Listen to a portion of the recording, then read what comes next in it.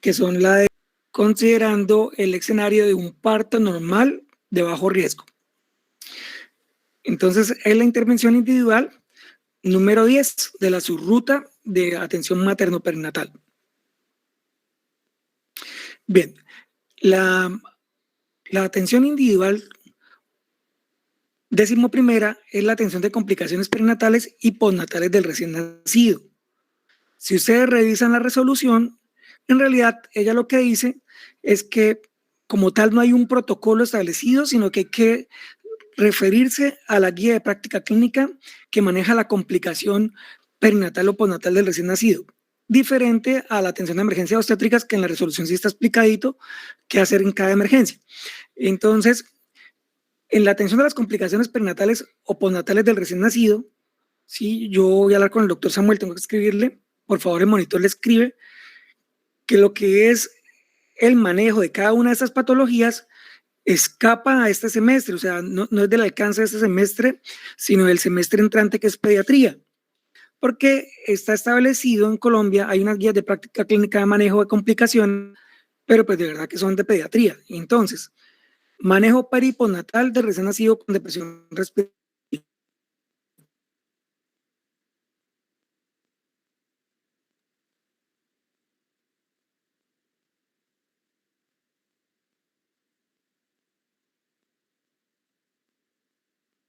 No se escucha. Atención de complicaciones del recién nacido, escapa este semestre y van a ver en pediatría. ¿Sí? ¿Qué hacer con el recién nacido? ¿Tiene alguna complicación? La verdad, eso escapa ya de este semestre. Yo hablo del profesor Samuel y el monitor, por favor, recordar Samuel, que la atención individual 4.11, ¿cierto? Que son 12 guías de práctica clínica, la atención de las complicaciones perinatales y postnatales, no fue vista en clase y por ende no entra en el previo del primer corte, ¿sí? Porque para cada una de estas hay guía, pero esto en realidad va a ser visto en pediatría. El manejo postnatal del recién nacido hijo de madre con ruptura de membranas, ¿sí? El manejo del recién nacido hijo de madre con placenta previa, sangrante, la atención del niño hijo de madre con hepatitis B, sífilis, toxoplasma. Esto ya son patologías congénitas que tienen que ser vistas en el semestre de pediatría. Entonces vamos a ver solamente la atención del recién nacido y no la atención del recién nacido complicado, del recién nacido sano. Muy bien. Entonces, en el anexo 10 van a encontrar las recomendaciones de salida para padres y madres y familiares de los recién nacidos. Esas recomendaciones deben darse a todos los padres en el momento del egreso. Bien, la atención del recién nacido comprende el conjunto de procedimientos para el acompañamiento y la asistencia a los recién nacidos y sus familias, ¿cierto? En el momento del paso de la vida intrauterina a extrauterina, lo que nosotros llamamos la adaptación neonatal. Esa transición, vamos a ayudar, apoyar al recién nacido durante esa transición. Idealmente, los nacimientos deben ser institucionales. En caso de que el niño haya nacido en parto domiciliario, al niño deben realizársele todas las intervenciones aquí escritas. Eso es muy frecuente, sobre todo con los venezolanos. ¿Sí? Tuvieron partos domiciliarios, partos extrainstitucionales, y las mujeres, las madres, nos hicieron control prenatal.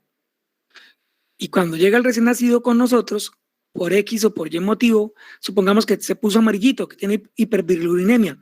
¿Se acuerdan que hablábamos que no dejábamos pasar tanto tiempo sin pinzar el cordón porque pasaba mucha sangre al feto, ¿cierto? Al recién nacido, y el recién nacido no puede metabolizar bien los desechos de los glóbulos rojos, la bilirrubina, y la bilirrubina entonces intoxica al niño porque le afecta a los ganglios basales. Entonces hemos dicho, por ejemplo, que viene una señora a consulta porque su hijo de 7 días de nacido está ictérico, está muy amarillo. Y preguntamos, señora, ¿dónde nació el niño? No, el niño nació en la casa. ¿Y usted se hizo control prenatal? No, no me hice control prenatal. A ese niño debemos realizarle todas las intervenciones aquí escritas. Por ejemplo, no sabemos si ese niño tenga VIH, la mamá no se realizó control prenatal. Entonces, a esa hay que decir, mire señora, en el momento del parto usted se le hubiera hecho un VIH. Como no tenemos eso, pues vamos a realizarle los exámenes de VIH, de sífilis, de hepatitis B. Entonces, así el niño, ¿cierto?, haya nacido hace menos de un mes extrainstitucional, debemos realizarle las intervenciones o verificar que la adaptación sea la adecuada. Bien, entonces el objetivo es apoyar, conducir o inducir el proceso de adaptación a la vida extrauterina del recién nacido y minimizar la posibilidad de presentar complicaciones. El talento humano, pues lo ideal es que lo realice siempre entonces un médico que tenga preparación en reanimación neonatal. Cuando uno se gradúa, chicos, para poder trabajar en casi todas las partes del país, si uno trabaja en el servicio de urgencias o hospitalización, le exigen que uno haya hecho el curso de ACLS, BCLS, y si uno va a trabajar en urgencias pediátricas u hospitalización pediátrica, le exigen que uno haya hecho el curso de reanimación pediátrica. Son cursos que no son tan caros y aprenden muchísimo sobre reanimación neonatal, ¿sí? Entonces, la resolución dice que idealmente pues la gente esté certificada. Ahora, si usted se gradúa y va a ser rural y todavía no se ha hecho el curso, pues igual lo puede hacer. O sea, la resolución no obliga a que tenga el curso. Dice idealmente que todo el mundo tenga el curso, gente que hoy en día tiene una duración de un año, una validez de un año. Entonces, por el bien de los niños, las personas que trabajen en urgencias pues deberían tener entonces certificación en reanimación neonatal. Bien, ¿qué incluye entonces la atención del recién nacido? Primero, la parte preventiva, el enfoque antenatal de riesgo, saber a qué nos vamos a enfrentar, que la persona se haya hecho un control prenatal para que uno sepa a qué se va a enfrentar. Si durante el control prenatal nosotros sabemos sí, que la madre, por ejemplo, presentó diabetes gestacional, pues podemos esperar que ese niño sufra hipoglicemias. Entonces, ustedes van a decir, ¿cómo así hipoglicemia? Sí, porque el niño no sufre de diabetes en la madre y el exceso de azúcar, de glucosa que hay en el torrente circulatorio materno hace que el niño produzca en exceso de insulina para compensar esa hiperglicemia que le causa la madre. Entonces, cuando el niño nace y ya no hay aporte a través de la circulación placentaria hacia el niño, ¿cierto?, de glucosa, pues el niño entonces está acostumbrado a tener la insulina alta y hace hipoglicemia. Entonces, uno siempre debe tener un enfoque basado en riesgo, en prevención de riesgos. Atención del recién nacido en la sala de partos, cuidados durante las primeras 24 horas de edad, decisión del egreso hospitalario, entrega de recomendaciones previas al egreso, diligenciamiento de la historia clínica perinatal, expedición del carnet único de salud infantil y el egreso hospitalario, cierto, propiamente dicho. Enfoque anticipatorio. Entonces hay que anticiparse. Miren, por ejemplo, en esta ecografía de detalle anatómico que se dieron cuenta que el niño venía con un defecto, ¿cierto? Venía con labio hendido. Por supuesto que ese niño no debería nacer, ¿cierto?, en un primer nivel de atención, en un sitio de bajo riesgo, que no cuenta con pediatra. Ese niño debe nacer en un sitio donde se cuente con pediatra y una unidad de cuidado intensivo neonatal. Entonces, por eso es tan importante el control prenatal, también para anticiparse en el momento del nacimiento, qué cuidados especiales va a tener entonces el recién nacido. Si necesitamos unidad de cuidado intensivo neonatal, si necesitamos neonatólogo. Entonces, lo primero que todo siempre es pensar preventivo, ¿sí? Así sea que la señora llegó en la semana 38 al primer control con usted y usted diga, no, ya para qué, ya no vamos a hacer nada. ¿Cómo que no? Vamos a hacer todos los exámenes, que tenemos una ventana, una semana para podernos anticipar. ¿Listo? Entonces siempre pensar en anticiparse. La paciente llegó a su consulta en la semana 38, no trae ningún control prenatal. Pidamos todos los exámenes, ¿cierto? Y digámosle que ella no puede tener parto en el primer nivel, sino en un segundo nivel de atención, mientras miramos si se pueden realizar todas las pruebas. Hay mujeres que alcanzan a realizarse todas las pruebas en una semana. Le hace uno la ecografía, así sea tardía, verifica que el niño aparentemente está bien. Todas las pruebas infecciosas, la prueba de hemoglobina, ¿cierto? Uno hace la prueba de orina, todo sale bien. Y dice, señora, se puso al día, así sea tarde, pero se puso al día, ¿sí? Entonces, siempre tratar de realizar todas las pruebas, así sea tardío, y anticiparnos a los posibles riesgos. Bien, conducir exitosamente el paso de la vía intrauterina a la vida en el ambiente exterior. Entonces, nos anticipamos en el riesgo y que el parto, ¿cierto?, durante el parto no haya sufrimiento fetal. ¿Cómo no hay sufrimiento fetal? Porque se acuerdan que en trabajo de parto dijimos que estábamos auscultando la frecuencia cardíaca fetal, ¿cierto?, regularmente, y que lo hacíamos también durante el expulsivo. Si el trabajo de parto seguía bajo el partograma y el trabajo de parto es normal y durante el expulsivo tomamos la fetocardia y todo está bien, estamos haciendo que el niño nazca de la mejor manera. Pero si no estamos pendientes de la fetocardia durante el trabajo de parto en el expulsivo, pues puede hacer que el niño venga deprimido, no nos dimos cuenta y el niño ha sufrido asfixia intraparto. Bien, entonces, ¿cuál es la secuencia propuesta por la resolución de atención en la sala de partos? Primero, limpiar la vía aérea. Segundo, secar al recién nacido. Tercero, observar la respiración, el llanto y el tono muscular que nos dan la puntuación de Apgar, ¿cierto? Cuarto, pinzar el cordón umbilical y cortarlo. Quinto, presentar el recién nacido a la madre contacto piel a piel. Sexto, iniciar la lactancia materna antes de la primera hora, ojalá antes de los 30 minutos. Séptimo, limpieza de las secreciones de la boca nuevamente si es necesario, si no, no. Octavo, valoración del ARGAP, ¿cierto? El ARGAP se valora al minuto, a los 3, a los 5 minutos, a los 10 minutos. 9, realización de la escala de Sedgman-Anderson para dificultad respiratoria si es el caso. 10, identificar al recién nacido. 11, realizar la profilaxis umbilical, ¿cierto? 12, profilaxis ocular. 13, profilaxis de la enfermedad hemorrágica del recién nacido con la aplicación de vitamina K. 14, examen físico neonatal inicial. 15, toma de las medidas antropométricas. 16, toma de muestra de sangre de cordón para tamizajes especiales. 17, revisión de la placenta. 18, completar los datos de identificación del recién nacido. 19, registrar los datos en la historia clínica. Y 20, entregar el certificado de recién nacido vivo. Yo sé que usted dirá, doctor, pero eso está muy largo. No, tranquilos, eso lo hace uno en 5 o 10 minutos y lo van a ver en sala de partos, ¿sí? Y esta secuencia que está propuesta por la resolución se cumple exactamente igual, se van a dar cuenta. Bien, limpieza de las vías aéreas. Entonces, no vamos a realizar, ¿cierto?, succión con aspiradores a menos de que haya alguna indicación precisa, por ejemplo, como la presencia de meconio, como la presencia entonces de sangre o pus, ¿sí? O que el niño esté deprimido respiratoriamente. De lo contrario, solamente vamos a limpiar con un pañito, ¿cierto?, las secreciones de la boca y de las fosas nasales. Y créanme que a veces el niño sale tan rápido que a uno no le da tiempo, ¿sí?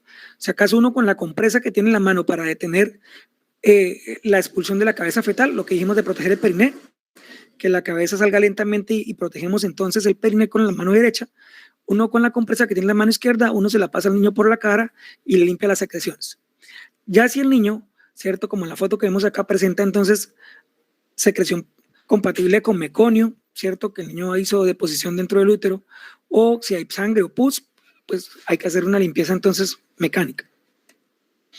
Bien, secado al recién nacido, entonces los recién nacidos son muy susceptibles a la hipotermia, inmediatamente el niño sale, lo ideal es colocarlo encima del abdomen materno y realizarle entonces un secado, ¿cierto?, con unas compresas ojalá calientes a temperatura de 38-39 grados, secarlo, frotarlo, estimularlo, ¿sí? La verdad, no, pues, no es como ustedes creen, como antes, que les pegaban la nalgada a niños para que llorara, ¿sí? Yo atendí muchos partos y todos los niños lloraron, de hecho algunos nunca lloraron y estaban bien. Entonces, simplemente con frotarlos durante el momento en el que uno los está secando, los niños se estimulan y ellos se ponen rosaditos, empiezan a respirar y se ponen rosaditos sin necesidad de golpearlos ni darles nalgadas como la gente cree. Bien, entonces el paso siguiente, ¿cierto? Una vez el niño está en el abdomen de la madre y lo secamos, pues verificar entonces sus constantes vitales y realizar entonces la valoración de Apgar. Vamos a revisar entonces, ¿cierto? El color de la piel debe estar rosado. Vamos a revisar la frecuencia cardíaca, que debe ser superior a 100. Vamos a revisar la frecuencia respiratoria, que debe ser superior a 30, ¿cierto? Vamos a revisar entonces del chiquitico si tiene buen tono, si está hipotónico, si está activo. Muy bien. Ya sabiendo que el niño está bien, ¿cierto? Y han pasado solamente, ¿qué?, 1 o 2 minutos, pues vamos a realizar el pinzamiento y el corte del cordón umbilical. Y ese pinzamiento y corte del cordón umbilical, pues ya sabemos que depende de las patologías obstétricas, si va a ser entonces pinzamiento habitual a los 2 o 3 minutos cuando el cordón deja de pulsar, ¿sí? O si va a ser entonces precoz o si va a ser tardío. ¿Listo? Ya lo hemos visto, entonces habitual, inmediato, precoz o diferido, dependiendo de las condiciones maternas. Bien, entonces ya pinzamos el cordón, ya lo cortamos, ¿cierto? El niño está seco, ya sabemos que tiene las constantes vitales normales, pues ahora entonces se lo presentamos a la madre, ¿sí? Para que inmediatamente entonces se realice el vínculo afectivo y ojalá pues esté el padre, ¿cierto?, del recién nacido también.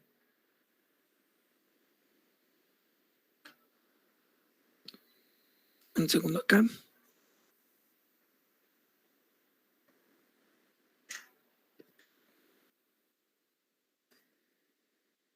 ¿Qué pasó?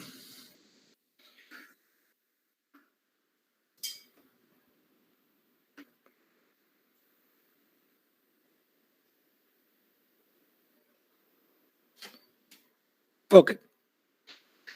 Bien. Presentar entonces el recién nacido a los padres, ¿sí?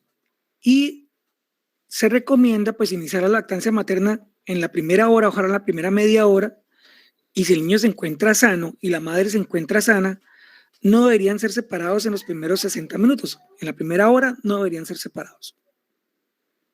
Bien, la evaluación del Apgar. La doctora Virginia Apgar era una anestesióloga que desarrolló una escala para saber qué niños necesitaban reanimación especial y qué niños no necesitaban ninguna reanimación especial en el momento del nacimiento.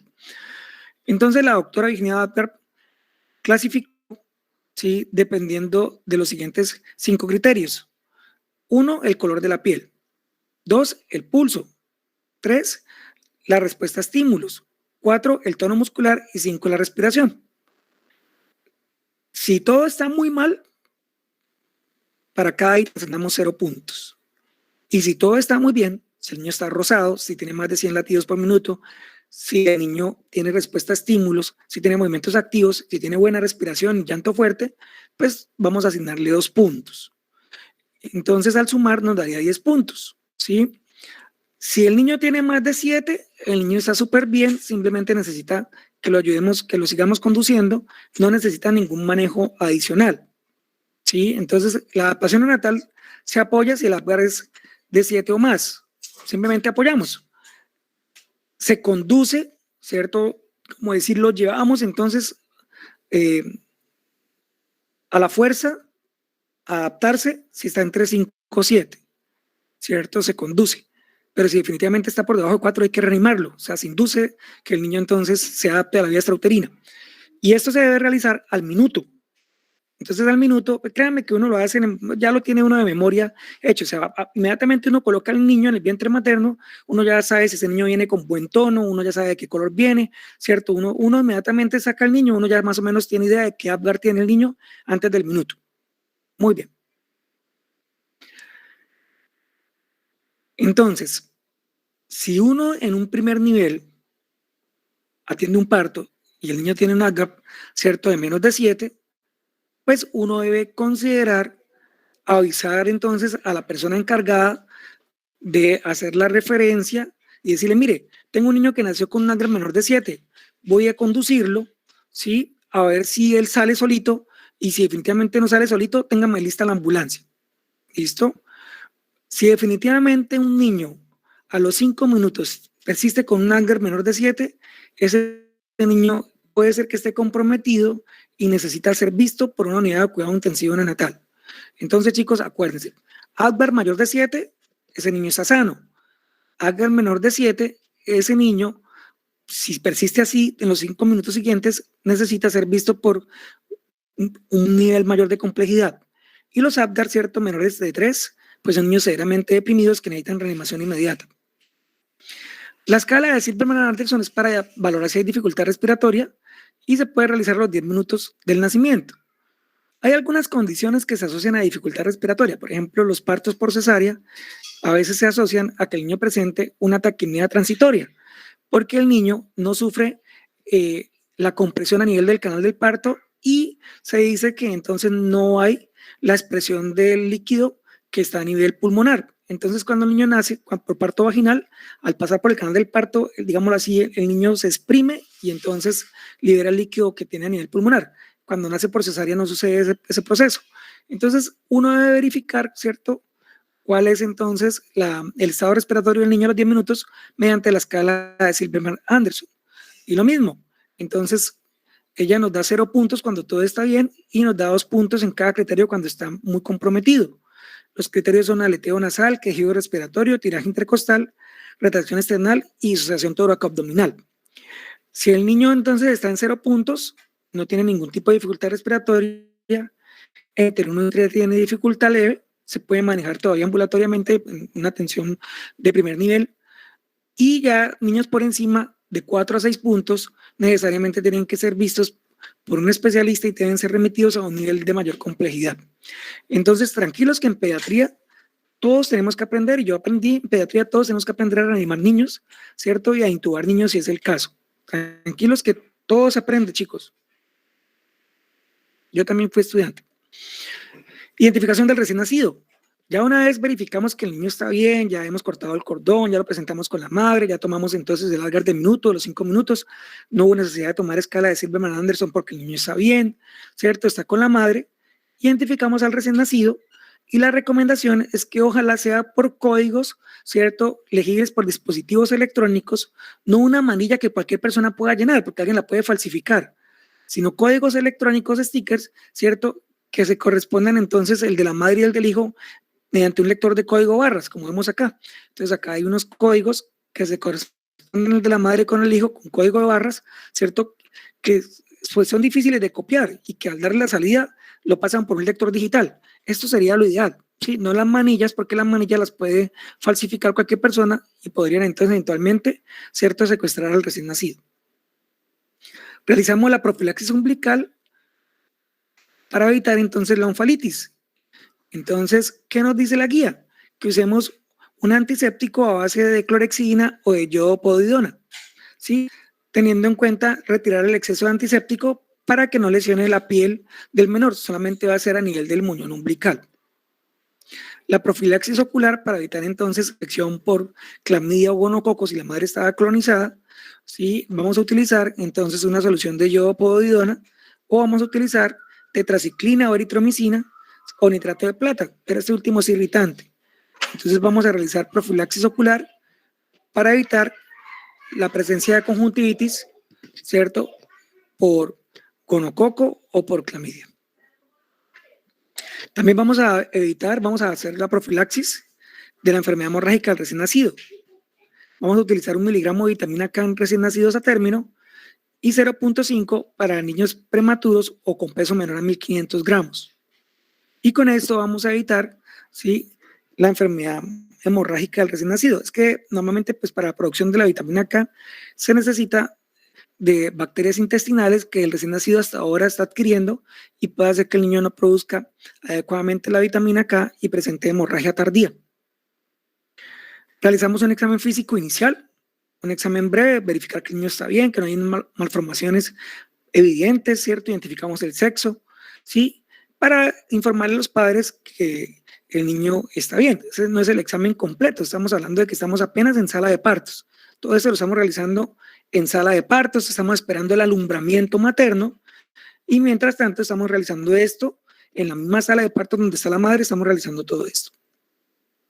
Tomamos las medidas antropométricas, ¿cierto? Peso, talla, perímetro cefálico, perímetro torácico, perímetro abdominal. Y también tomamos la muestra para tamizaje neonatal. En Colombia ustedes saben que desde hace años está aprobado el tamizaje neonatal para más o menos 7 enfermedades, ¿sí? La más común, o sea, lo que todos conocemos es que tamizamos para evitar que los niños sufran de hipotiroidismo congénito. Entonces, pero también tamizamos para otras enfermedades, errores innatos del metabolismo.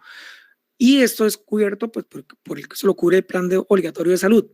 Entonces, en todos los hospitales de Colombia, cuando nace el niño, toman muestra de sangre de cordón umbilical y en el papel filtro correspondiente se envía entonces al laboratorio los tamizajes. Y el paciente, la familiar, el paciente, la madre del paciente o algún familiar del recién nacido, debe posteriormente, casi siempre son 15 días después o 20 días después, debe reclamar los resultados. Sí, en el caso nuestro, por ejemplo, cuando los pacientes van con nosotros, les decimos, por favor, acuérdese que tiene que reclamar los resultados del tamizaje neonatal. Entonces, debemos tomar entonces en este momento el tamizaje neonatal. También vamos a completar pues, los datos de identificación del recién nacido, confirmar que todo esté registrado antes de la separación del binomio madre-hijo. Registramos en la historia todos los datos completos y expedimos el certificado del recién nacido vivo. ¿cierto? Sin este documento no se puede dar de alta. Este es el registro de que el recién nacido es una persona que tiene un registro jurídico. Bien, durante las primeras 24 horas, si fue parto normal y si la paciente, la madre está bien, pues el paciente, entonces el recién nacido va a estar con nosotros, ¿sí? Si la madre no está, si no tuvo que ser llevada a cuidado intensivo la madre, si no tuvo que ser llevada a otro sitio, va a estar madre con hijo alojados en las primeras 24 horas posparto normal. Y cuando es cesárea, si no hay complicaciones, 48 horas. Entonces, lo primero que van a hacer en las primeras 24 horas ustedes es verificar el apego, ¿cierto?, materno y verificar que se inicie la lactancia materna. Ahora sí, ya estando en sala de recuperación o en sala de hospitalización, vamos a realizar un examen completo al recién nacido. Vamos a realizarle al niño control cada 6 horas hasta su egreso.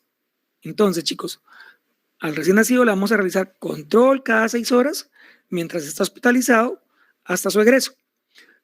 Se le va a realizar al niño una pulsoximetría pre y postductal, miembro superior derecho versus miembros inferiores. Si la saturación en general es menor del 90%, hay alerta, o si hay una diferencia mayor de 3 puntos porcentuales de la saturación del miembro superior derecho respecto a los miembros inferiores. Eso nos haría pensar entonces en algún tipo de cardiopatía. Revisar resultados de exámenes paraclínicos tomados, ¿sí? Por ejemplo, la hemoclasificación.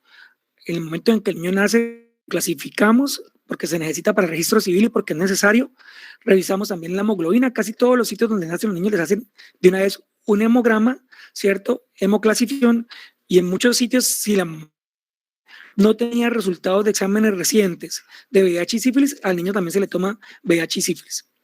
Vacunar, si el niño no tiene ninguna indicación, si no está inmunosuprimido, si tiene un peso normal, el niño puede ser vacunado según el esquema del Plan de Inmunizaciones de Colombia, que incluye la aplicación de la vacuna BCG, el bacilo de Calmette, ¿cierto? Para tuberculosis, para evitar la tuberculosis pulmonar, y también la vacunación para evitar la hepatitis B. Realizamos el tamizaje visual, ¿sí? Inicialmente con técnicas semiológicas, revisamos que haya reflejo del ojo rojo, que no haya nada que se interponga entre la luz y la retina, ¿cierto? Que el cristalino sea transparente, que el tamaño de los ojos sea normal, que haya reflejo fotomotor y consensuado, ¿sí? Realizamos también tamizaje auditivo. Acá sí se recomienda pues, que por lo menos haya autoemisiones acústicas, ¿cierto? Que es la respuesta auditiva al tallo encefálico automatizada. Entonces, verificar que haya autoemisiones, ¿cierto? Eso se utiliza un aparatico que se hace ambulatorio, se hace en el sitio del hospital, lo hace el fonoaudiólogo, y ese se confirma posteriormente con los potenciales evocados auditivos, ¿sí? Que es un examen más complejo. Realizar tamizaje bioquímico neonatal o programar el tamizaje que les digo para las 7 enfermedades de errores innatos del metabolismo. Suplementar con hierro elemental 1 miligramo por kilogramo día a todos aquellos recién nacidos, hijos de madres que presentaron alimentación subóptima. Entonces, una madre desnutrida que no consumió micronutrientes durante el embarazo, a ese recién nacido, ¿sí? Tenemos que suplementarlo con hierro elemental a dosis de 1 miligramo por kilogramo día de hierro elemental. Entonces, el hierro elemental está en el POS, viene como sulfato ferroso. Acuérdense que el sulfato ferroso tiene 20% de hierro elemental, viene por 25 creo que es 25 mililitros el gotero, vienen 20 gotas por cada mililitro, se me olvidó ahorita exactamente la cantidad de hierro por gota, calculamos y hay que decirle a la madre que como ella no tiene reservas de hierro, pues no le pasó hierro al recién nacido y que la lactancia materna, pues ella no tiene reservas de hierro, tampoco le va a pasar hierro a través de la lactancia materna. Entonces, esa madre debe darle hierro elemental a su hijo durante los primeros 6 meses de vida. Entonces, también hay que registrar eso en la historia, que se envió el hierro. Educar a los padres sobre temas concernientes a la salud y el cuidado del menor, entregar el certificado de recién nacido vivo, orientar acerca de cómo es la expedición del registro civil, ¿cierto? Y remitir al recién nacido, pues en caso de que se requiera. Egreso hospitalario. Entonces, ¿cuándo autorizamos el egreso hospitalario del recién nacido? Cuando se cumpla con lo siguiente. Al niño se le realizaron todas las intervenciones de sala de partos, ¿cierto? Está identificado, se tomó su Apgar, tiene profilaxis umbilical, ¿cierto? Tiene profilaxis oftálmica, ¿cierto? Entonces, el niño tiene un examen físico inicial normal. Muy bien. Vamos a dar de alta si a los padres se certifica, ¿cierto? Y se deja por escrito en la historia que se entregan las recomendaciones de cuidado para padres y familiares. Bien, que el certificado de recién nacido, ¿cierto? En la historia registramos qué número consecutivo de registro se dio. Diligenciamos el resto de la historia clínica CLA. Entonces el carnet magno tiene la parte de control prenatal. El carnet magno tiene una parte para el parto y una parte para el puerperio y el recién nacido. Entonces vamos a diligenciarla. Ya sabemos que ese es un resumen de todo lo concerniente con la gestación, parto y puerperio respecto al recién nacido. Bien, verificamos que las citas o los mensajes neonatales, ¿cierto?, fueron tomados o las citas están programadas. Y también verificamos que la señora sabe y entiende y tiene programada, si se puede, la cita de control del tercero al quinto día para ella, cita de control del recién nacido del tercero al quinto día. Cuando se cumplan con estas 6 condiciones, podemos dar egreso.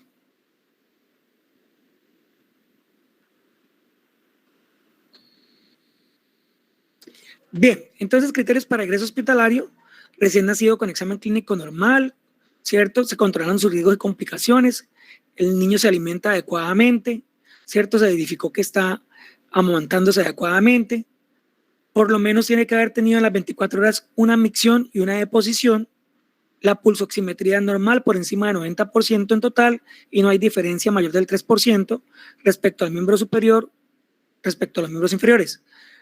¿Cierto? Ya se solicitaron las citas de tamizaje, ya se solicitó, la señora sabe que tiene que asistir a una cita del tercero al quinto día, ya sabemos que la madre tiene sus exámenes de control prenatal normales y de parto normales, ¿cierto? El niño está vacunado, no hay riesgos psicosociales para el niño en el momento de la salida, porque en el lugar que va a vivir lo van a cuidar bien, ¿cierto? Al niño le vamos a dar salida siempre en horas de la mañana, no en horas de la noche, y pues verificamos que la señora, los padres entiendan la importancia de asistir a los controles. Entonces, esta fue la charla, ¿sí?, de la atención del recién nacido en el momento de sala de partos y en las primeras 24 horas. Muy bien. Vamos a pasar a la charla de cuál es el control de la puérpera, porque miren que primero, ¿cierto?, atendemos al recién nacido porque después de que él nace, esperamos más o menos 30 minutos a una hora para que suceda el alumbramiento, para que la mujer expulse la placenta. Y mientras pasa ese momento, pues hemos hecho todas esas intervenciones del recién nacido. Entonces vamos a pasar al control de la puérpera.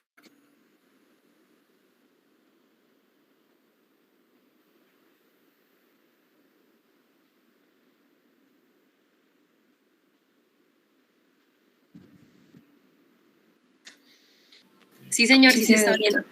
Muy bien, entonces, bueno, ya hemos visto entonces ayer cómo atendíamos el parto y cómo atendíamos las complicaciones obstétricas. Supongamos que el parto fue normal, ¿cierto? No hubo complicaciones obstétricas. ¿Cuál es la atención del puerperio normal? Bueno, entonces, es la intervención número 8 de la subruta materno-perinatal. Y para ella, pues debemos utilizar los anexos, el anexo 4, que es la escala de presión postnatal de Edimburgo, ¿cierto? El anexo 5, que es la escala obstétrica de alerta temprana, el anexo 9, que es la evaluación de la técnica de lactancia, ¿cierto? Y pues también dijimos acá en este caso, el anexo 11, que es la clasificación de riesgo tromboembólico de la paciente en puerperio. Dijimos que esta escala de clasificación de riesgo tromboembólico no solamente es para la puérpera, sino también para la gestante. Muy bien. La resolución 3280, buscando equivocarse a favor de los pacientes, ha determinado, pues, de modo, digámoslo así, no arbitrario, sino diferentes conceptos académicos, que los tiempos del puerperio son diferentes a lo que está registrado en los libros clásicos. Entonces, ¿qué es el puerperio? El puerperio, pues, simplemente es la recuperación, ¿cierto?, de las adaptaciones que la mujer presentó durante el embarazo, las adaptaciones de su cuerpo, las adaptaciones fisiológicas. Algunos procesos se recuperan en días, otros se recuperan en semanas, otros en meses, y algunos nunca se recuperan. ¿Sí? Voy a poner un ejemplo. La sobredistensión del piso pélvico. eso posiblemente nunca se recupere. La principal causa para tener relajación pélvica en la vida es haber estado embarazada. Entonces, el puerperio sería como la reversión de aquellas adaptaciones fisiológicas que se pueden revertir. En promedio decimos que a las 4 o 6 semanas, pues ya el cuerpo de la mujer ha revertido la mayoría, ¿cierto?, de los procesos. Sin embargo, pues cada quien tiene su tiempo, algunas mujeres se tardan más, otras se tardan menos, ¿sí? Y hay algunos procesos que no se revierten. Entonces, puerperio inmediato. Vamos a definir puerperio inmediato como el periodo postparto. Normalmente uno dice, en los libros clásicos uno lee que puerperio inmediato serían las primeras 24 o 48 horas. El puerperio inmediato en la resolución está comprendido desde las 2 horas y 1 minuto hasta las 48 horas postparto. Normalmente en los libros de texto nos dicen que el puerperio inmediato es la primera semana. Y el puerperio tardío para resolución 3280 se comprende desde la primera semana postparto hasta las 4 o 6 semanas postparto. Acá sería puerperio tardío desde las 48 horas. Entonces, chicos, para la resolución puerperio inmediato son las primeras 2 horas y puerperio inmediato hasta las primeras 48 horas. Después es puerperio tardío. Bien, ¿por qué lo hizo la resolución así?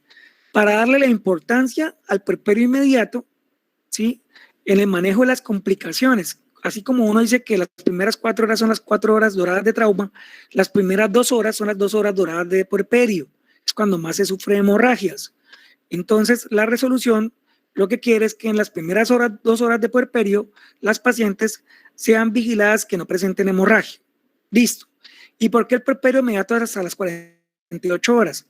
Porque hasta ahí, hasta las 48 horas, iría más o menos, ¿sí?, la hospitalización de una paciente que fue sometida a cesárea de bajo riesgo. Entonces dijimos, para una mujer que tuvo parto normal, por lo demás sana, 24 horas. Pero si era adolescente menor de 15, 48 horas de hospitalización, ¿cierto? Entonces, en primer nivel, estaríamos verificando 24 horas solamente porque nosotros atendemos en primer nivel partos, ¿sí? Y en segundo nivel, se tendrían que verificar mínimo 48 horas para aquellas mujeres que fueron sometidas a cesárea programada sin complicaciones. Bien, entonces, ¿qué es lo que nos interesa durante el puerperio? ¿Cierto? Detectar a tiempo las complicaciones y tratarlas, ¿cierto? Ya les dije a ustedes que esto tiene que ser enfoque preventivo. Si yo sé que la paciente tenía sobredistensión uterina porque tenía polidriapnios, pues yo qué voy a esperar, que sangre, ¿cierto? Porque las fibras están distendidas, las fibras musculares. Entonces, ¿yo qué voy a hacer? Manejo activo, ¿cierto?, del alumbramiento, y voy a utilizar profilaxis uterotónica, ¿cierto?, con oxitóxicos y masaje. O sea, yo ya tengo que, previamente, según las condiciones de la paciente, anticiparme al riesgo. También vamos en el puerperio, ¿cierto?, antes de dar de alta, a brindar asesoría en cuanto a la lactancia materna, a brindar asesoría en cuanto a la anticoncepción, porque hay mujeres que no se les brinda la asesoría o no se les inicia el método anticonceptivo y quedan en embarazo en los meses siguientes. Bueno, entonces lo que les decía, pues ocurre la principal causa de muerte en países en vía de desarrollo, que es la hemorragia, ocurre en las primeras 2 horas. Y pues eso es lo que más le interesa a la resolución, que evitemos, o sea, las muertes evitables por hemorragia. Entonces, si en la primera media hora, ¿cierto?, la mujer expulsa la placenta y no hay ninguna hemorragia, pues la mujer pasa a recuperación, ¿cierto?, con su recién nacido, y se apoya a la lactancia materna y se realizan todas las actividades del recién nacido que dijimos, ¿sí? Si la mujer presenta alguna alteración, la manejamos en sala de partos. En sala de partos debe estar el kit de emergencia obstétrica y deben estar disponibles, ¿cierto?, líquidos endovenosos, sentador de mantas, etc. Durante el puerperio inmediato, ¿sí?, vamos a vigilar y controlar la involución uterina y el aspecto de los lóquios, el aspecto de los desechos del sitio del lecho placentario. Vamos a detectar tempranamente en ese puerperio inmediato, en las primeras 48 horas, complicaciones. Entonces hay que verificar que no haya hemorragia, que no haya fiebre, ¿cierto?, que no haya complicaciones entonces de tipo infeccioso, o que tampoco la paciente presente alguna complicación de tipo entonces tromboembólico. Vamos a favorecer la deambulación temprana precisamente para evitar los problemas tromboembólicos. Vamos a alimentar oportunamente a la madre, ¿sí? Y pues en esas 48 horas le vamos a hablar de la lactancia materna y de los controles pertinentes, que son el control de la madre entre el tercero y quinto día y el control del recién nacido entre el tercero y quinto día.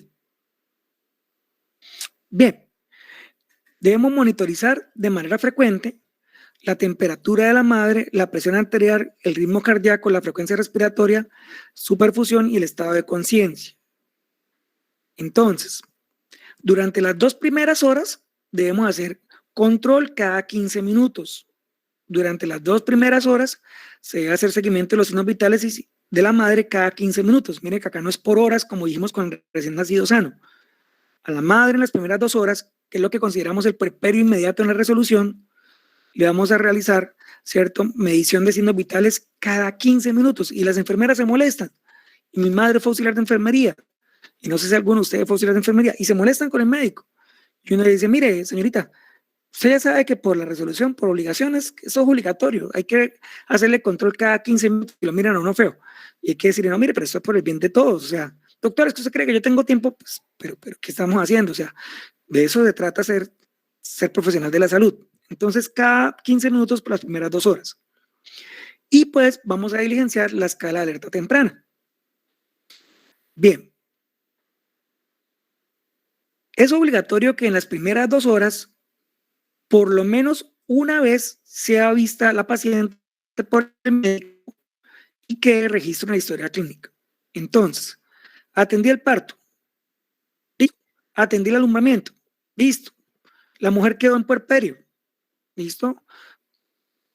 Yo hice mi nota de parto, ¿cómo está señora? Bien, y me fui, y la enfermera está tomando signos cada 15 minutos. Pero durante esas primeras 2 horas debe quedar registrado que el médico, antes de que se cumplieran 2 horas, verificó el estado de la paciente, ¿cierto? Y dejó registro en la historia clínica. Si la paciente presenta fiebre, definida como temperatura mayor de 38 horas, después de las primeras 24 horas posparto, entonces debemos descartar, ¿cierto?, complicaciones infecciosas o complicaciones no infecciosas reproductivas.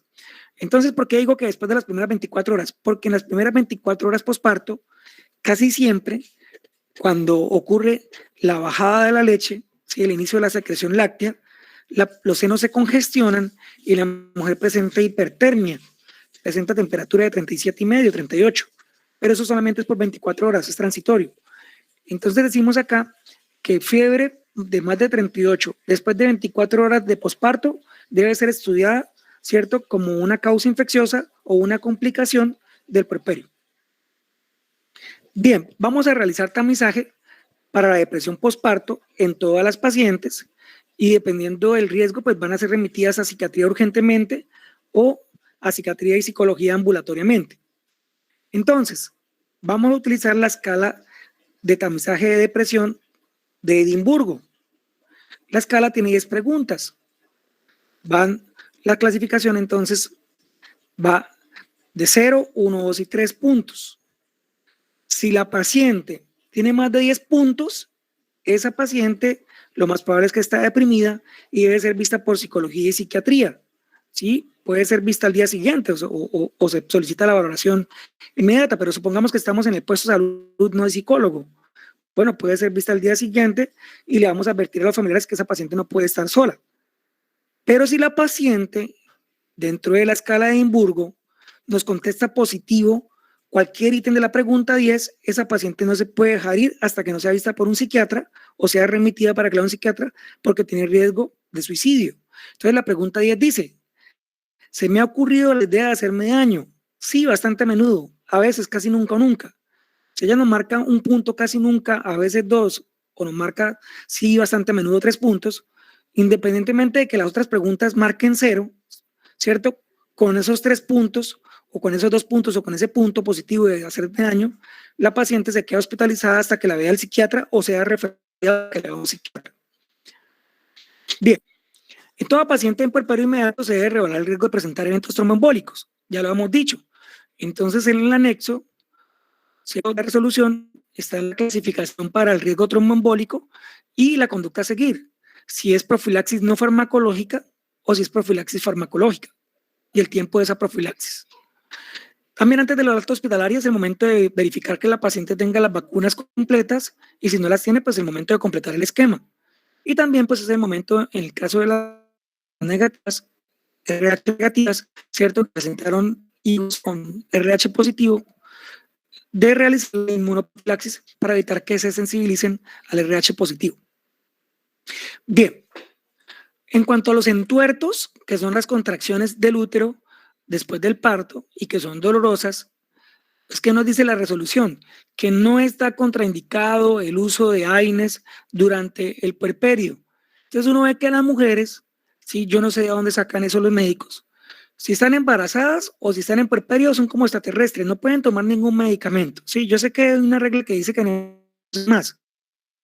Cólico, ¿cierto? Posparto, ya descartamos que tenga coágulos, ya descartamos que tenga entonces restos placentarios, ya descartamos que tenga entonces una infección, tiene un cólico por la contracción del útero, pues se le puede dar ibuprofeno sin problema. Sí, 600 miligramos cada 6 horas o acetaminofén, 1 gramo cada 6, pero por favor denles algo, o sea, así sea para efecto placebo. Lo que no puede hacerse es decirle a la paciente, no, embarazada o lactando no te puedo dar nada, tienes que aguantarte el dolor. Eso no es de verdad humano. Retención urinaria, ¿sí? Sobre todo en mujeres que utilizaron anestesia peridural, pues hay que esperar a que tengan por lo menos una micción espontánea antes de darles entonces salida, ¿cierto? Si no se produce la primera micción 6 horas posteriores al parto, pues tenemos que hacer alguna intervención o realizar un cateterismo. Bien, antes del alta debemos informar a la puérpera los signos de alarma que obligan a reconsultar. Si presenta loquios de mal olor, ¿qué es loquios? Pues la pérdida genital después del parto. Se presenta sangrado abundante con coágulos. Normalmente el útero produce una antifibrinolizina que evita que se produzcan coágulos. Pero en el caso de sangrados abundantes, la antifibrinolizina no es suficiente y se producen coágulos. Entonces, cuando una mujer, así no está embarazada, nos dice que tiene hemorragia genital con coágulos, el sangrado es muy abundante. También si presenta síntomas premonitorios, porque ustedes ya saben que el trastorno hipertensivo tipo preeclampsia no solamente ocurre durante el embarazo, sino que también puede ocurrir intraparto y puede ocurrir posparto, en la primera semana posparto.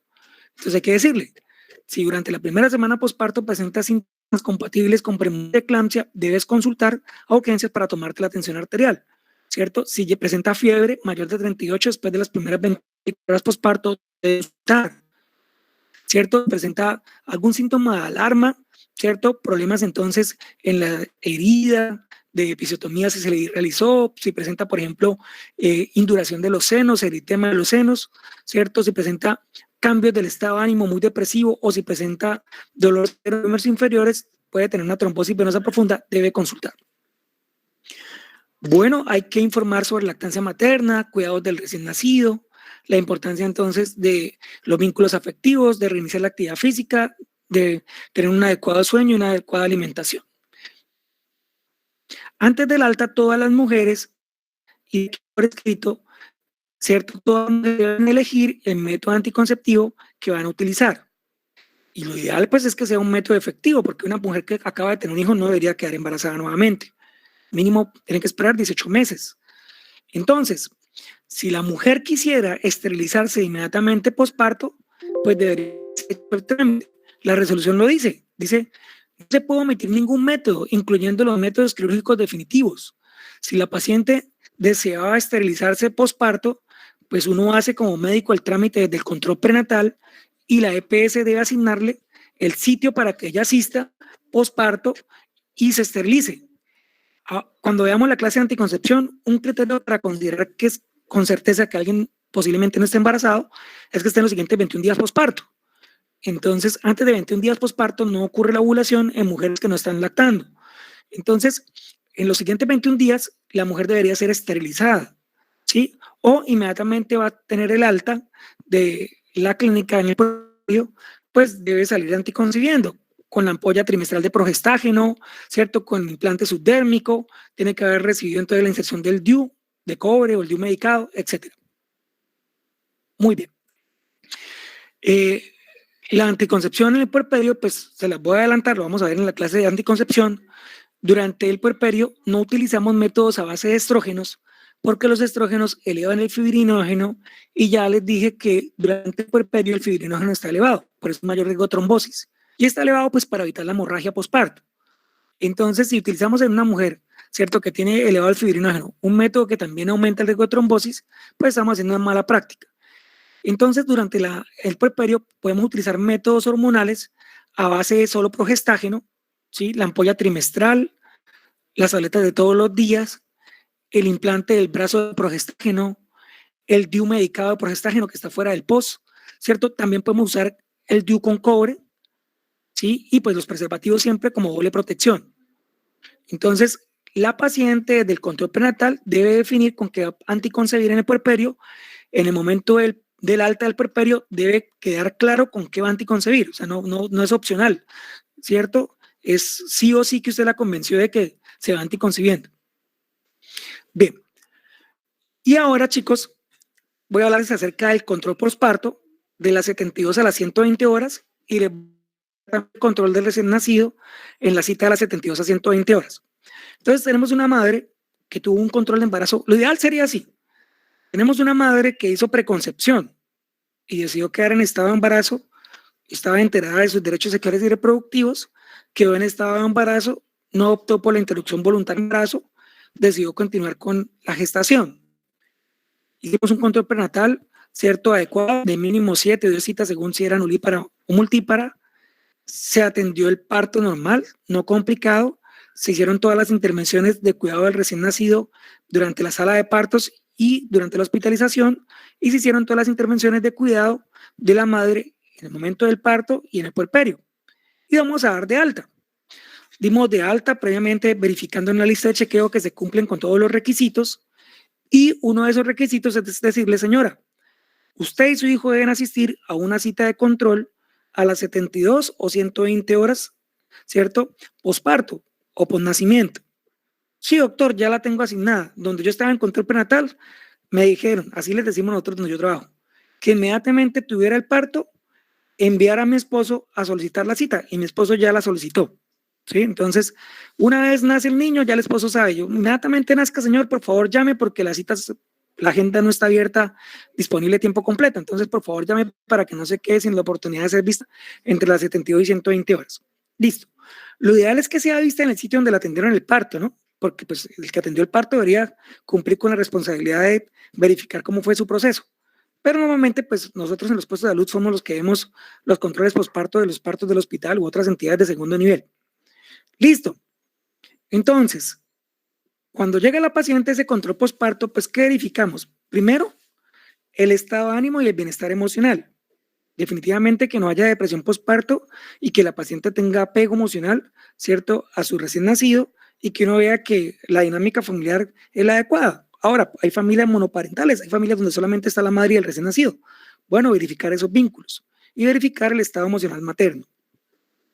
Cuando tengamos la clase conmigo de control de puerperio en rotación práctica, vamos a verificar entonces para cada uno de estos ítems, ¿cierto?, qué importancia tiene y cómo debe ser la verificación. Entonces yo les voy a hablar acerca de depresión posparto y les voy a decir que ocurre en el 1% de las puérperas y que la psicosis posparto ocurre en 1 de cada 1000 puérperas y que las pacientes que tienen antecedentes entonces de problemas mentales o de vulnerabilidad psicosocial o adolescentes tienen más riesgo de presentarlas.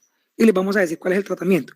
Pero por ahora, la resolución no nos habla de, listo, la depresión postparto se trata así. No, la resolución dice, identifique la depresión postparto y pues remítala. Ya en clase conmigo les digo qué vamos a hacer cuando encontramos a una paciente con depresión. Listo, indagar y fortalecer el cuidado del recién nacido y la lactancia materna exclusiva, indagar e informar sobre la sexualidad en el posparto, indagar intención reproductiva y recomendar embarazo en un periodo de no menos de 18 meses, hacer el seguimiento en esa consulta del 3º al 5º día, hacer el seguimiento al manejo anticonceptivo, indagar sobre el sueño, verificar las cicatrices de la cesárea o episiotomía si fue el caso, ajustar el manejo de enfermedades crónicas. Entonces, en la consulta de los 72 a 120 horas, si la paciente, por ejemplo, en preconcepción ella era hipertensa y tomaba losartán, durante el embarazo el especialista le cambió losartán, que es teratogénico, a alfametildopa. Listo. Y viene la consulta de las 72 a 120 horas y le dice, bueno, doctor, ya nació mi hijo, sigo con alfametildopa, vuelvo a losartán. Entonces volvemos a losartán. Entonces ajustamos el manejo de las enfermedades crónicas que cambió durante la gestación. Verificamos la vacunación de la madre, verificamos en ella entonces que no haya signos de anemia posparto, que no haya signos de preeclampsia posparto, ¿cierto? Y volvemos a dar indicaciones de signos de alarma de cuándo reconsultar por complicaciones del puerperio. Entonces, esto sería el control posparto de las 72 a 120 horas, ¿sí? Entonces ya vimos qué se hace entonces con la puérpera en las primeras 2 horas, en las primeras 48 horas, y qué busca o qué se busca en la consulta de las 72 a 120 horas. Ahora vamos a revisar, ¿cierto? ¿Cuál es la consulta, cómo debe realizarse la consulta del control del recién nacido entre las 72 y 120 horas? Entonces, regálame acá un segundito.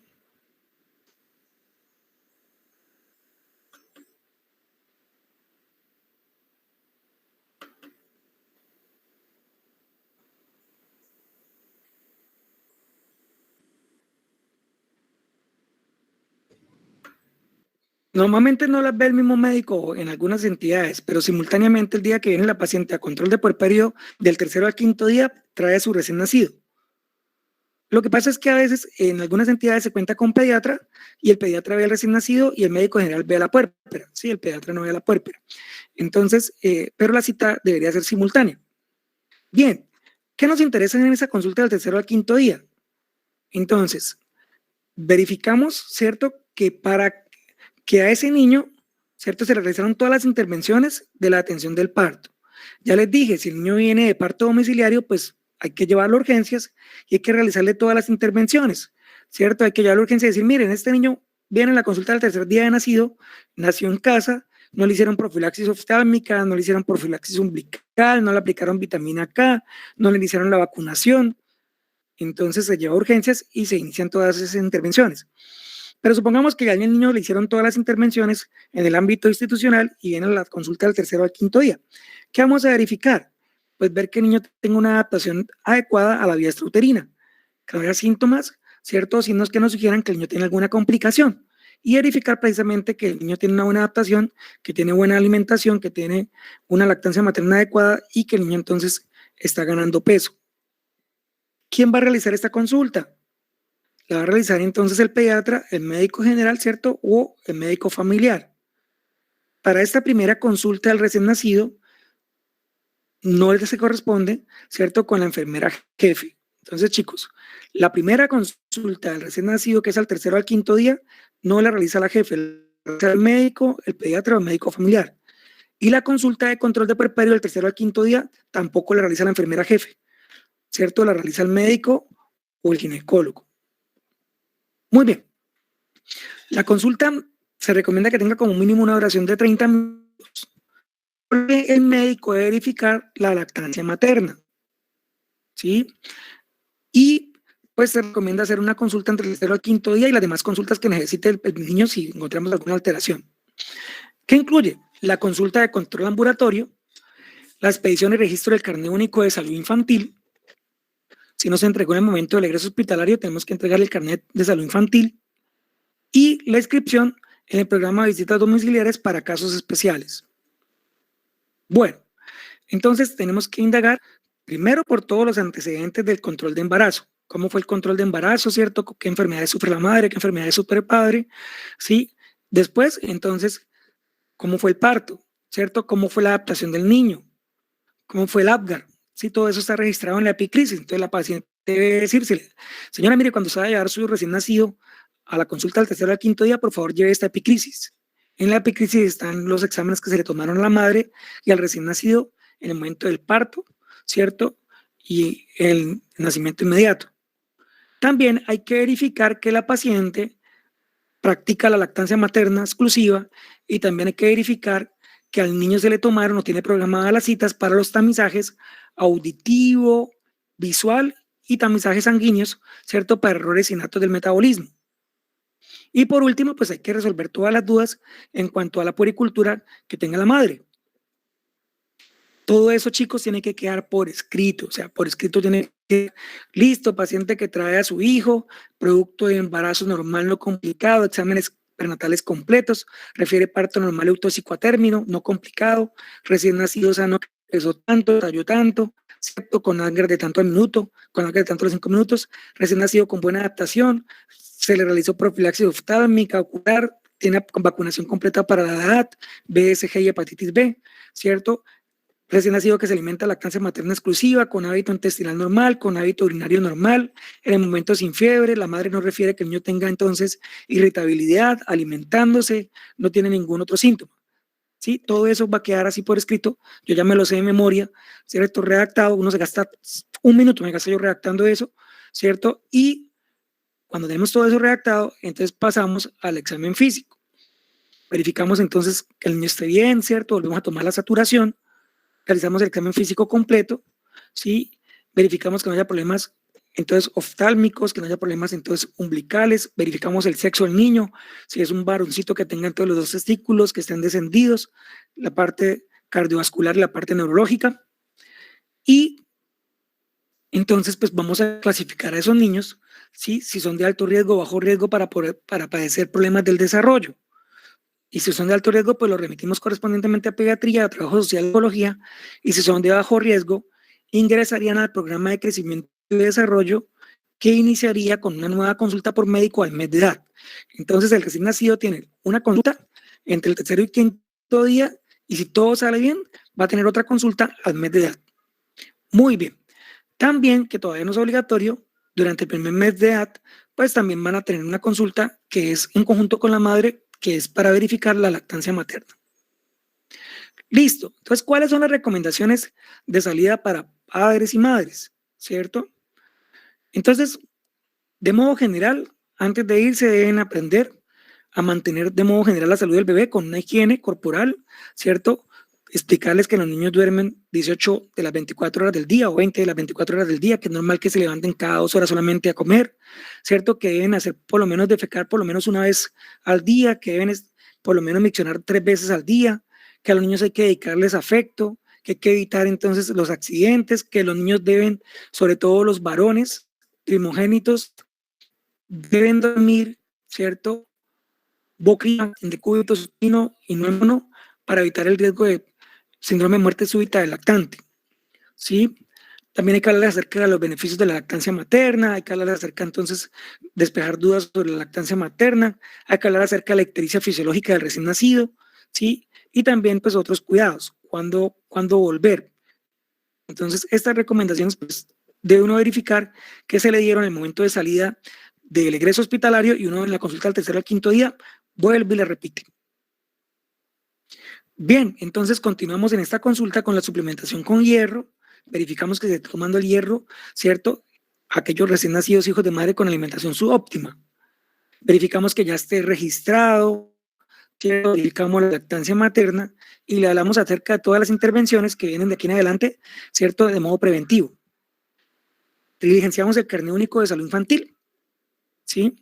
Y si es el caso, pues se canaliza a atención de visitas domiciliarias en el caso de que presenten problemas de lactancia, creamos que el niño corre riesgo con los padres, ¿sí? Que la madre está, por ejemplo, deprimida, etcétera. La EPS tiene que garantizar que si el médico solicitó que le hagan visita domiciliaria, se le van a realizar. Esto debe empezar a funcionar, ¿sí? Estas actividades van a empezar a funcionar a partir de enero de 2023. Entonces, con esto terminamos entonces la atención del recién nacido en el tercero y quinto día. Ya vimos la de puerperio del tercero al quinto día, ya vimos la atención de puerperio general y ya vimos la atención del recién nacido general. Vamos a descansar 5 minutos, chicos. 5 para las ¿qué serían? 5 para las 4 vamos a iniciar con lactancia materna, es corto, es media hora. Y terminamos entonces el tema en cuanto a la parte reproductiva y nos quedaría entonces la anticoncepción. Entonces, chicos, regálenme 5 minutos. Del 1 al 7 de agosto se celebra en el mundo la Semana de la Lactancia Materna. No es un día, es una semana completa. Y durante esa semana, pues las instituciones amigas de la lactancia materna de la mujer y de la infancia realizan entonces campañas informativas. Bien, hace 1 o 2 décadas la molécula, ¿cierto?, más importante fue la oxitocina. Todos sabíamos que la oxitocina, desde hace 50 años se sabía que estaba implicada en los procesos de parto y de lactogénesis, pero hasta ahora, hace una década, 2 décadas, nos empezamos a dar cuenta que la oxitocina también tiene que ver con las relaciones humanas, las relaciones interpersonales, y que la oxitocina cumplía una doble función. No solamente cumplía la función de causar contracciones en el momento del parto y de causar entonces la liberación de la leche, sino también que cumple una doble función y es modular el estado anímico y el apego de la madre respecto a su hijo. Entonces, evolutivamente, si los que creen en la evolución o los que creen en Dios, ¿cierto? Existe esta hormona no solamente para causar entonces procesos fisiológicos de parto y excreción láctea, sino también para causar entonces a nivel cerebral apego.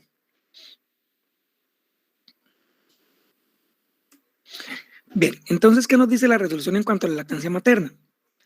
Nos dice que va a haber una atención en salud para la valoración, promoción y apoyo de la lactancia materna. ¿Sí? Por sentido común uno dice, pues todas las mujeres deberían darle seno a sus hijos, pero no, en la especie humana el sentido común no opera, ¿cierto? Entonces uno no ve ninguna otra especie que rechace su propia leche, pero uno sí ve que los seres humanos, ¿cierto?, practican algunas conductas que son antinaturales. Entonces, el mercadeo, pues, de que exista el negocio, alguien quiere lucrarse de la ingenuidad de otros, pues el mercadeo hizo en la época del 50 y del 60 que las mujeres consideraran que era más nutritiva la leche en polvo que la lactancia materna, ¿sí? Y eso pasó de generación en generación y todavía lo vemos. De hecho, yo, por ejemplo, tengo el caso con mi hijo, que cuando el niño iba creciendo después de que nació, íbamos a visitar al jefe donde trabajaba mi esposa, y el jefe decía, ay, este chino ya va a hablar claro, este chino ya se mueve bastante. ¿Qué leche le dan? Yo así, ¿cómo así que qué leche le dan? ¿Cierto? Dijo, sí, cuénteme, ¿cuál es el secreto? ¿Qué leche cara le compran? Y no le damos solo lactancia materna. Decía, no, digan la verdad, usted le dan alguna cosa, un suplemento para el desarrollo cerebral. Y era un señor gerente de una empresa gigante colombiana, y el tipo, a pesar de que movía miles de millones de pesos, todavía tenía la creencia de que el desarrollo cerebral se lo daba al niño, era la leche artificial. Bien, entonces acá como está, estoy con mi esposa, listo, nos casamos y nació Salomón, ¿sí? Y acá está Salomón recibiendo lactancia en la primera hora de vida, y acá está recién nacido. Y practicamos la lactancia materna, entonces puedo dar fe que sí se cumplió con la práctica de la lactancia materna exclusiva. Y era exclusiva. Mi esposa acá se pone brava cuando presento esta foto y dice, ¿cómo me presenta ahí con la boca abierta? Si íbamos de viaje en el carro, lactancia materna, ¿cierto? Y el niño estuvo hospitalizado por una infección gingival, por una erupción dental, y también entonces lactancia materna. Y se cumplió con la lactancia materna exclusiva los primeros 6 meses de vida y complementaria hasta los 2 años de edad. Bueno, entonces, pues, ¿cuál es el objetivo? Valorar y promover la lactancia materna exclusiva, asegurando un adecuado inicio, ¿cierto? Y un mantenimiento de la misma. ¿Qué población es la población sujeto? Niñas y niños, ¿cierto? Y sus madres entre los 8 y 30 días de nacidos, ¿cierto? Y según criterio profesional, niños y niñas entre el primero y sexto mes de nacidos. Como les decía al principio, esta consulta todavía no es obligatoria a partir del 1 de enero de 2023. Entonces, los niños, ¿cierto? Y sus madres deberían asistir a la cita del 3.º al 5.º día y deberemos verificar la lactancia materna. Pero adicional a esto, entre el 8.º y el día 30, deben asistir nuevamente para verificar la lactancia materna, y los niños deben asistir al mes de edad para el inicio de control de crecimiento y desarrollo del mes de edad. Entonces, mire que al recién nacido lo vamos a ver por lo menos al neonato 3 veces. Entre el 3.º y el 5.º día, entre el día 8 al 30 y de nuevo al 30. ¿Listo? Y a la puérpera la vamos a ver 2 veces. Entre el 3.º y el 5.º día y entre el día 8.º al 30. Pero si por algún motivo la paciente no asistió a la consulta entre el 8.º y 30, 8.º día al 30, la ley nos permite que hagamos esa consulta también entre el 1.º y 6.º mes.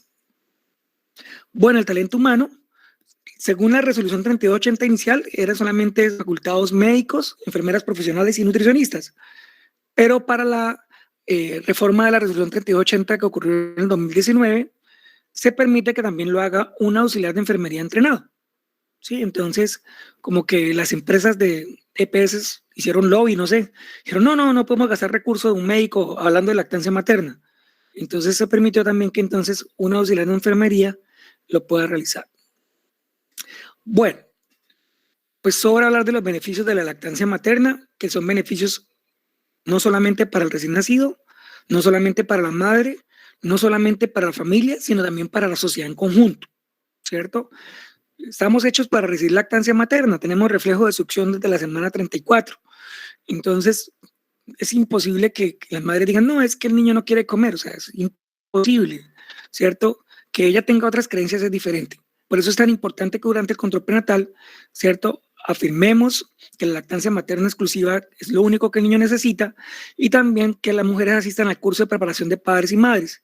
Y es importantísimo que en el momento del parto y del puerperio, pues verifiquemos que la señora, ¿cierto?, cree en la lactancia materna exclusiva y la practica.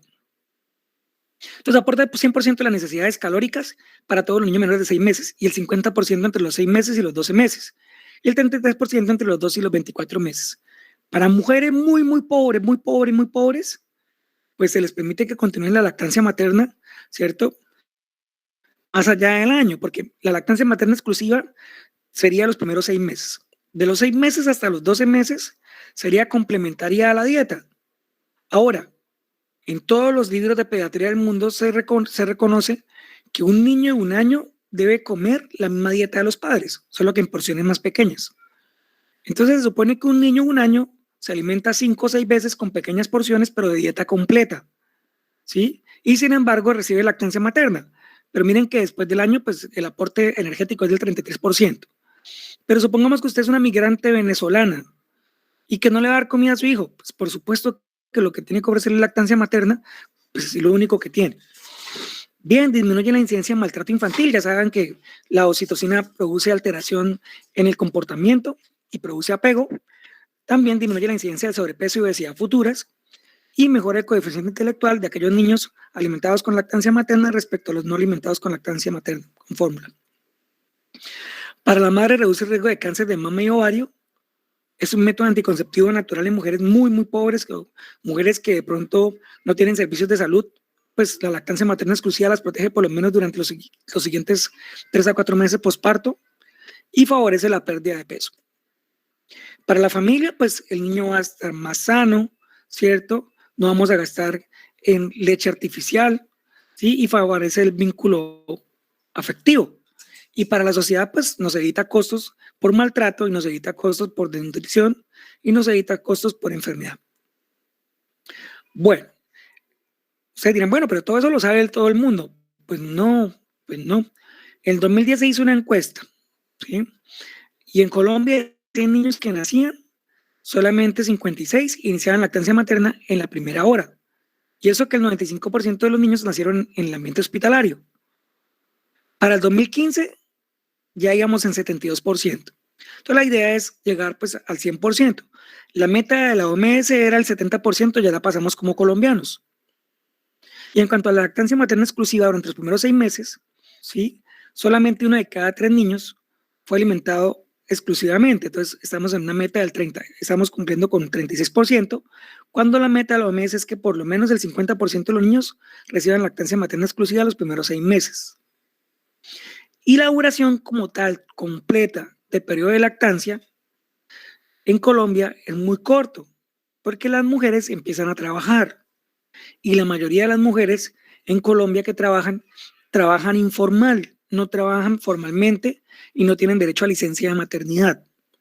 Entonces la mayoría de las mujeres colombianas que trabajan en oficios informales, ¿sí? O trabajos formales, pero no les pagan salud y pensión, y las pacientes no tienen derecho entonces a licencia de maternidad. Entonces esas pacientes se van a trabajar cuanto antes y pues al niño lo alimentan con fórmula. Y es triste porque, por ejemplo, el promedio pues llega solamente a 1.8 meses de lactancia materna, ¿cierto? La región Caribe no llega ni al mes. Y en las zonas andinas se llega por lo menos a 2.7 meses. La duración de la lactancia materna es de 14.9, ¿cierto? En las zonas rurales, la lactancia materna sí se prolonga más, miren, 19 meses, ¿sí? Entonces, estamos en deuda con los chicos y estamos en deuda con las mujeres. con las mujeres porque ellas deberían tener contratos que les permitan gozar de la licencia de maternidad, ¿sí? Y pues con los chicos porque todos los chicos deberían recibir lactancia materna exclusiva. Bueno, entonces, ¿qué hacemos durante la consulta?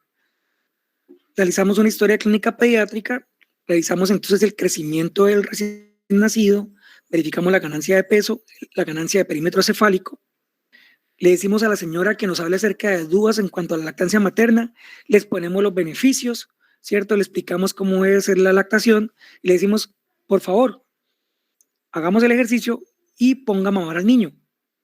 Y hablamos posteriormente de la alimentación complementaria y todo el proceso de la lactación.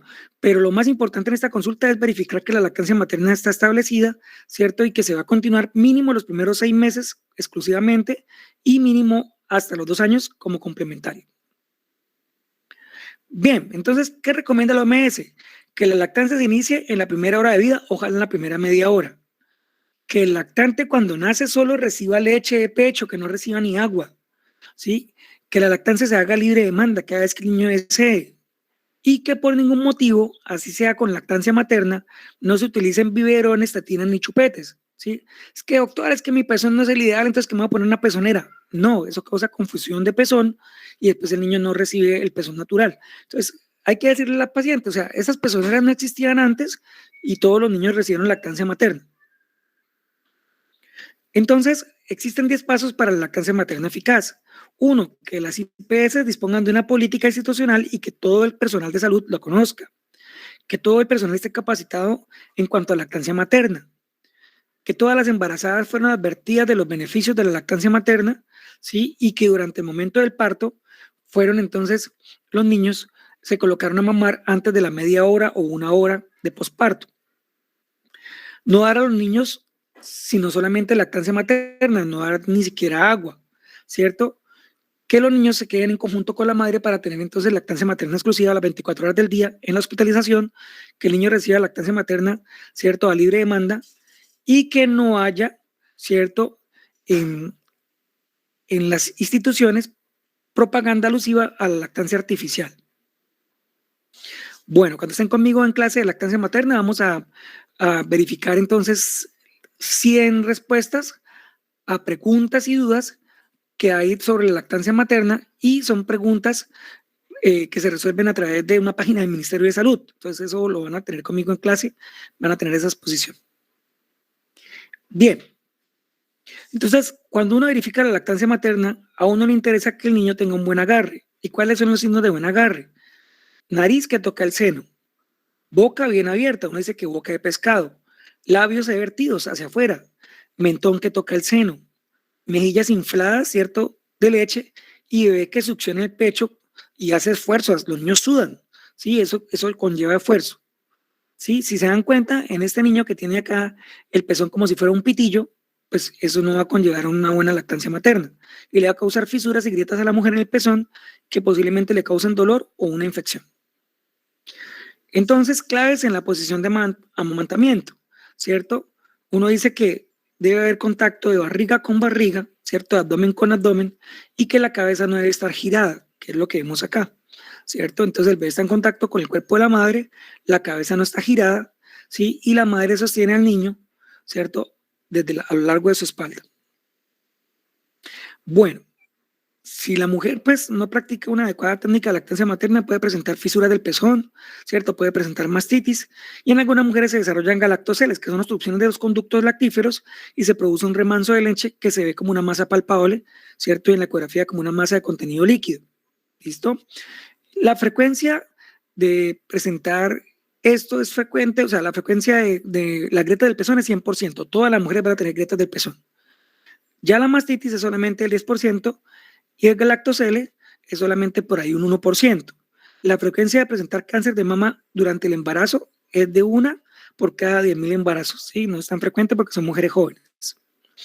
Por último, existe una página, ¿sí?, es gratuita, de acceso gratuito, que se llama iLactancia. Y uno en esta página escribe cualquier medicamento y uno verifica si es compatible o no con la lactancia. Y casi todos los medicamentos que yo he escrito son compatibles. Son muy raros los medicamentos que no son compatibles, ¿cierto? Si acaso los quimioterapéuticos para el cáncer, las cosas radioactivas. Entonces, bueno, acá me faltó. Acá, para terminar, decirles que en cuanto a VIH, en toda mujer que tenga VIH, el gobierno cubre los 12 meses de fórmula láctea. Hay que decirle a la paciente que no se preocupe, que no tiene por qué darle, ¿cierto?, lactancia a su hijo. Así está indetectable, no se recomienda, y que va a ser suplida la lactancia con lactancia artificial, y el gobierno cubre 12 meses de lactancia artificial. Y a esa mujer, pues en clase vamos a aprender, en clase conmigo de puerperio, vamos a aprender con qué medicamento se le inhibe la lactancia, qué medicamento le damos a la mujer que tiene VIH para que entonces no produzca más leche, para que se seque la leche, vulgarmente hablando, y entonces evitemos el riesgo de que el niño pueda consumir leche y contagiarse de VIH. Bien, chicos, con esto hemos dado pues fin a todo lo que tiene que ver con la ruta de atención perinatal. Yo sé que es mucho, nos queda hasta el próximo lunes para el previo para leer, pero al principio se trata de leer de pronto como, digámoslo así, para aprender de memoria, pero poco a poco a lo largo que han tenido las otras clases magistrales. Con COVID-19, en la lactancia materna no hay problemas o riesgos para el crío, para el bebé que tenga la madre, pues que ya está inmunizada completamente. No, mire, de hecho, en clase, cuando damos la clase de lactancia materna, en las clases de los semestres anteriores, lo que se ha publicado es que el sufrir COVID activo no contraindica la lactancia materna, ¿sí? La lactancia materna con tapabocas tanto en la madre y protector facial en el recién nacido. Entonces tengo una madre con COVID activo, es una madre del 80% de los COVID con síntomas leves o asintomática. La madre está en condiciones de dar lactancia materna. No se ha demostrado que el COVID, ¿cierto?, se transmita a través de la lactancia materna, y se recomienda que la madre que tiene COVID activo, si ella puede lactar y si el recién nacido es sano, ¿cierto?, no tiene ninguna inmunosupresión, puede recibir la lactancia materna. Entonces, si con la enfermedad natural, ¿cierto?, no hay ningún problema para dar lactancia materna, menos con la inmunización. Entonces, en este momento, en muchos países del mundo ya está aprobada la inmunización de mujeres embarazadas antes, y pues en Colombia estamos esperando que nos aprueben también ese tipo de inmunización, ¿no? Entonces, hasta ahora no se ha demostrado que el COVID sea teratogénico, y hasta ahora no se ha demostrado que el COVID afecte el curso del embarazo. Ya es diferente que la persona embarazada sea ese porcentaje que se van a complicar, eso es diferente. Pero hasta ahora, diferente a cuando nos pasó con la epidemia de Zika, no se ha demostrado que sea teratogénico ni que afecte el curso del embarazo. Todo lo que hay es anecdótico. Si hay, por ejemplo, casos que dicen, ay, aumenta el riesgo de parto prematuro, pero en otros estudios se demostró que no. Entonces todavía no hay información 100% confiable para decir o que afecta el curso del embarazo o que es teratogénico. Vale, profe, muchas gracias. Ok, Daniel. Bien, ¿cómo se maneja el COVID en una embarazada? Igual que una mujer no embarazada, ¿listo? Es lo mismo, solamente que los medicamentos antibióticos para evitar la sobreinfección, pues que sean categoría B o máximo C de la FDA. De resto se maneja igual, con los mismos criterios de saturación, los mismos criterios entonces de frecuencia cardíaca, frecuencia respiratoria, temperatura, PAF y todo eso. Bien, entonces chicos, para que nos veamos mañana, unas 2 horitas, de nuevo me voy a pedir unas 2 o 3 horitas para terminar las clases intensivas. Yo voy a buscar